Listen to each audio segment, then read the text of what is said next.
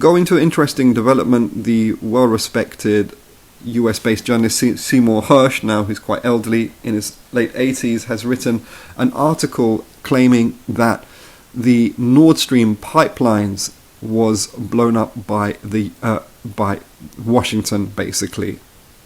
The article doesn't seem to be fact-checked, and it seems to be relying on one source. However, it remains the case that of all the likely candidates, the US probably topped the list of those possibly being responsible for the destruction of Nordstream.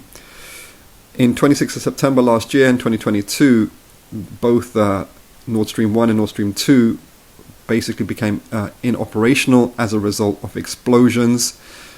In 2021, 45% of all Europe's gas imports was from the Nord Stream itself. So what it indicates is a strong strategic alliance from Europe, particularly Germany, with that of the Moscow regime.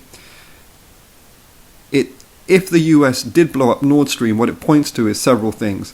First of all, that the US can conduct strategic state terrorism, negatively impacting its primary global allies in Germany and the European Union, that it can get away with it, that Germany and Europe will accept the result of that action, i.e.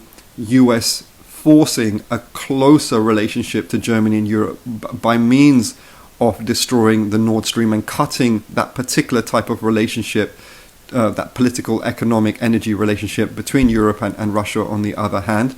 And that the bigger picture here is that the leading European neocolonial powers went to world war twice in the last century, two world wars separated only by a few decades, after which they built a political, cultural, military and economic infrastructure, or many infrastructures globally, to ensure that never happens again, that they stay united and they fend off any other global competitors. With the possibility of Nord Stream being destroyed by the United States, it points to the fact that Europe is never going to be a quote-unquote counterbalance to US global interests, but actually the US and Europe are closely aligned going forward and are not going to allow any contradictions to turn into antagonism leading to a world war. Rather, they're going to focus their world wars, quote unquote, in opposition and pushing back